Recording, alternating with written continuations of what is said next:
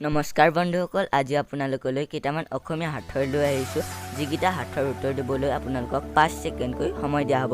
আৰু যদি আপোনালোকক সাঁথৰকেইটা উত্তৰ দিবলৈ 5 ছেকেণ্ডকৈ অধিক সময় লাগে, তেতিয়াহ'লে ভিডিঅ'টো পোষ্ট কৰি ল'ব।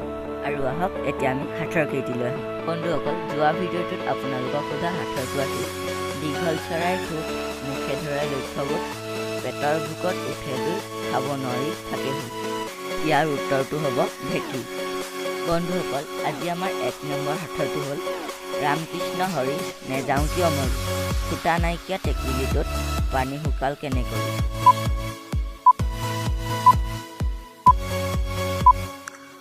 ইয়াৰ উত্তৰটো নাৰিকল।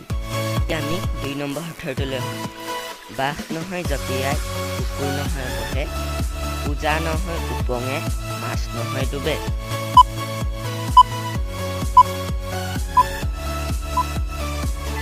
ইয়াৰ উত্তৰটো হ'ব ভেকুলী। 3 নম্বৰ সাঁথৰটো হ'ল চাফা হ'লে ক'লা হয়, লেতেৰা হ'লে বগা হয়। বন্ধুসকল, আপোনালোকে চেনেলটো যদি এতিয়ালৈকে ছাবস্ক্ৰাইব কৰা নাই, তেতিয়াহ'লে প্লিজ চেনেলটো ছাবস্ক্ৰাইব কৰিব। ইয়াৰ উত্তৰটো হ'ব ব্লেকবোৰ্ড। 4 নম্বৰটো হ'ল নদ নদী শুকাই গ'ল, গছৰ আগত পানী ৰ'ল।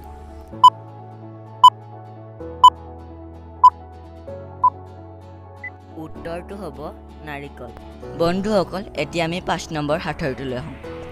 হাতীৰ দাঁত কাঁইটীয়া পাত, যিয়ে ভঙাব নোৱাৰে সিয়ে গোলামৰ জাত।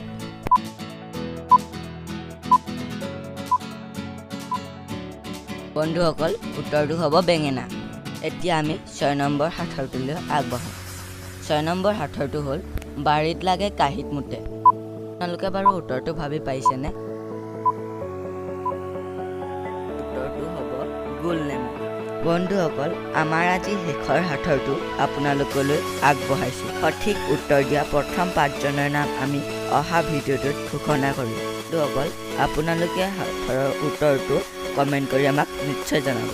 আমাৰ সাঁথৰটো হ'ল ঘৰ আছে দুৱাৰ নাই, মানুহ আছে মাত নাই। আপোনালোকে কমেণ্ট কৰি উত্তৰটো জনাব। ধন্যবাদ।